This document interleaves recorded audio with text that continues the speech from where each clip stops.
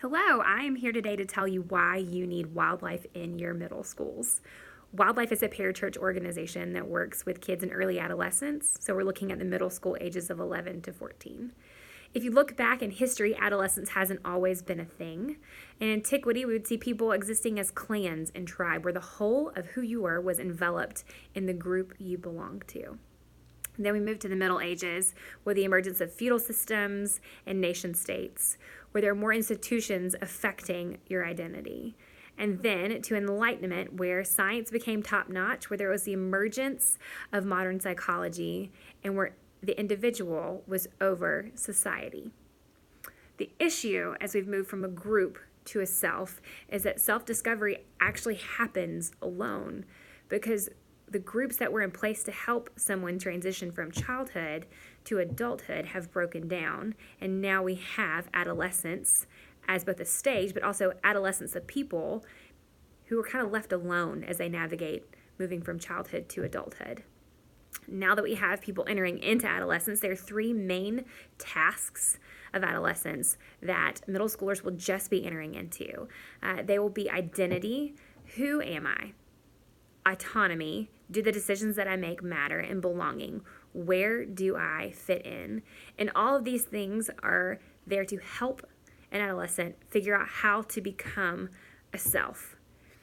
The issue that exists, as mentioned earlier, is that there's been a breakdown of the structures that were in place to help a kid navigate the time between childhood and adulthood. We see it from external systems such as schools, even churches, sporting events, where the needs of the individual are no longer what really matter.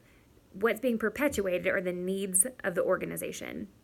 For an example, we've seen that locally in some of our schools as performance-based pay has become a thing where teachers are desperately trying to get everything checked off the list that they have to teach so kids can take these end-of-course exams so they can hopefully make good enough grades so that teachers are able to have adequate pay and pay raises.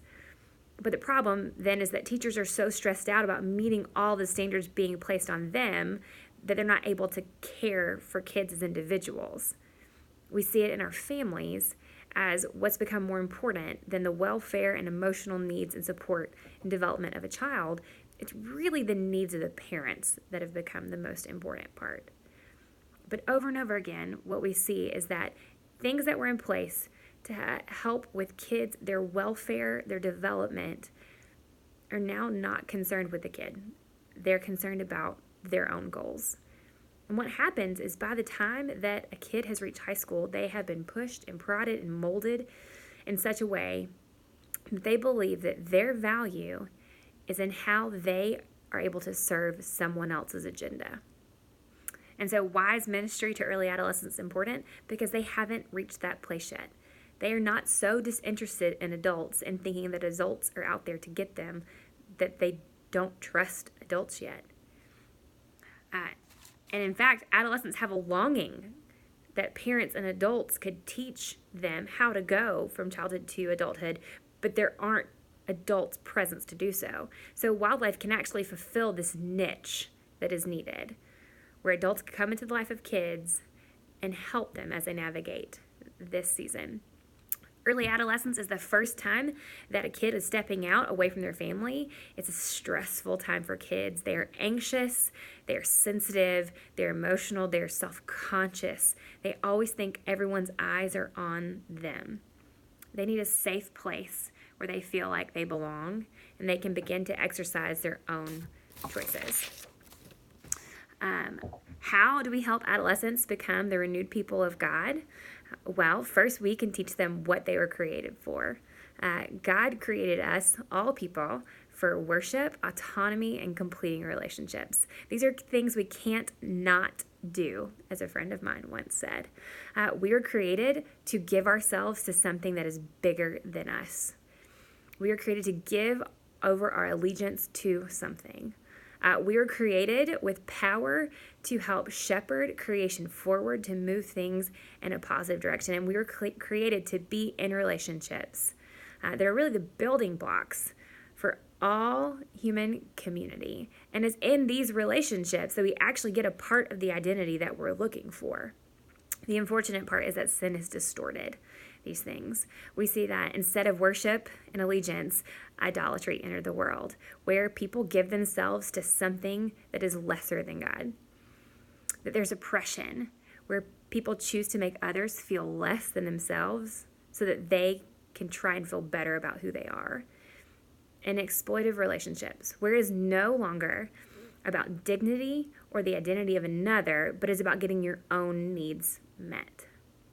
These connect with the developmental longings and questions of adolescence, because in identity, we were created to give ourselves to something more.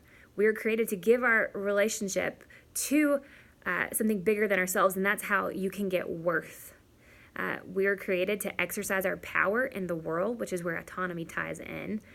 And when we give our power over to the right things, where we're rightly orienting this world, we're able to participate in rightness existing in the world. And in belonging, we're created to have healthy relationships.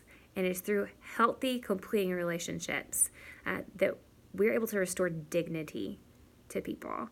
And all these things, this is the way it was meant to be.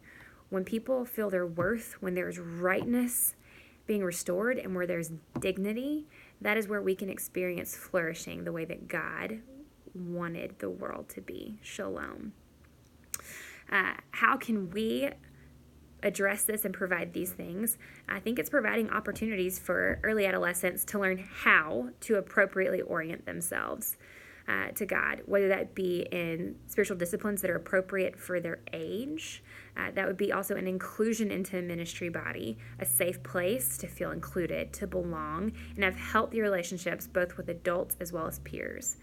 It would not just be in once a week service, once a week club, once a week programmatic, but it would be about teaching them, how could you read your Bible daily? How could you experience God not just once a week, but throughout your day? How could you learn how to journal? How could you learn how to pray? It would be inviting them into practices that would teach them how to exercise their power rightly in the world. One of the biggest ways we see that in middle schoolers is, how can you just be kind to each other? How can you choose to include one another during the day at school, on the sporting teams, or if you are involved in chorus with people you're singing next to? But giving them opportunities to exercise that. And also in relationships, both multi-generational, between volunteer leaders, which come in all ages. From high school and on up, we have volunteer leaders, as well as with themselves. We also want to make them aware of where sin is in the world, where there are idols that they might give themselves to, where people are being excluded or judgmental as far as like oppression, and where there are unhealthy relationships in their life. And then we want to connect all those back to the developmental tasks they are experiencing.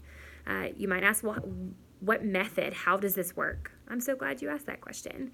If you look at John 1, the Message version, it says that Jesus put on skin and he moved into the neighborhood. Throughout Scripture, we see Jesus going to people. He meets them right where they are.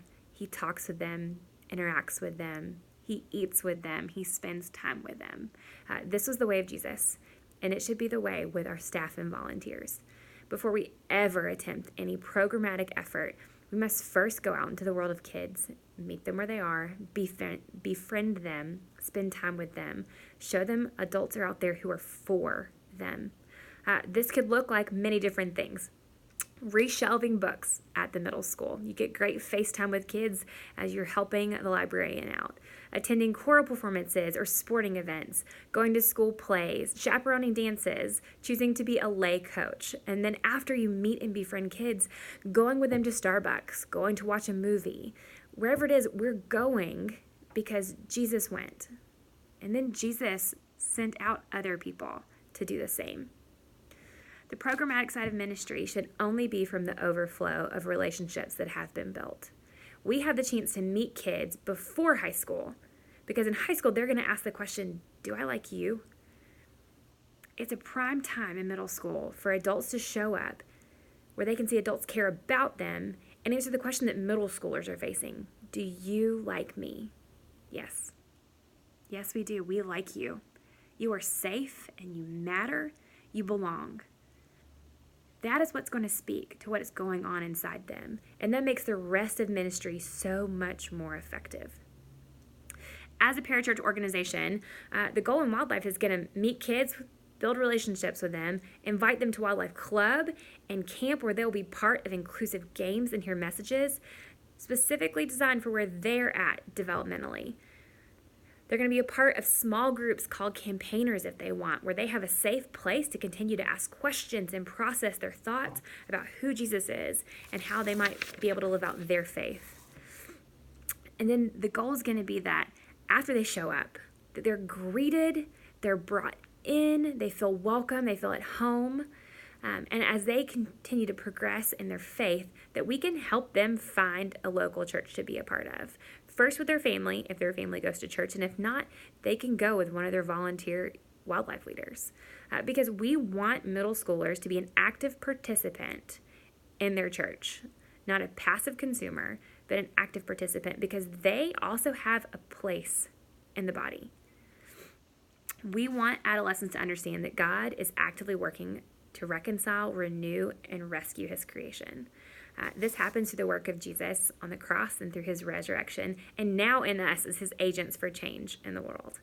When it comes to discipling middle school kids, we not only want to bring to light the distortions that sin has caused, but also tangible examples of how Christ's restorative work is happening today and invite them to be a part of that. One way we can do this is through helping them navigate relationships. Middle school is a time where there is a lot of meanness and exclusion and insecurities. They're navigating boy-girl relationships. They're navigating their own friendships with their own groups. So I think it's important that whether it be in our small groups, our messages at club, or even in our games that we choose, we seek to communicate and teach kids how to interact and treat each other. First through how our adults treat them, and then in how we invite them to treat each other. Our adult volunteers will be people who treat middle school kids as people of great value. They will take an interest in what interests kids, but also invite them into what they enjoy. One way that they can both invite kids in as well as teach kids how to treat each other could be something as simple as inviting a group of your 8th grade girls over for a cookie decorating party. It's almost Christmas, and what middle school girl does not like a sugar cookie, frosting, and sprinkles? It's an easy way to interact and have fun, but a part of the night would also be something we could call the kindness book, where every girl will go around and write something that they appreciate about another girl in her book. So at the end of the night, you may have 8 to 12 8th graders leaving with this booklet. And in it is something that each girl has signed, saying what they enjoy, what they see, what they like about another girl. So not only is the owner of this book, which each one would have one, being told things that give them dignity, tell them what is good about them, they've also had to look outside of themselves and choose to see the good in another. The hope is to see others as people of value and not people to take from. It is through carefully considering where middle schoolers are that our volunteers can go into the world of kids, building friendships, inviting them to be a part of things, and in all ways telling them the grand story of God who's at work and how that interacts with their questions of who am I and where do I belong and do my decisions matter. We want kids to have a new sacred canopy, a place where they can feel safe and supported as they're just entering into adolescence, just entering into how they're going to navigate childhood, moving towards adulthood, and begin to determine who they are as a self.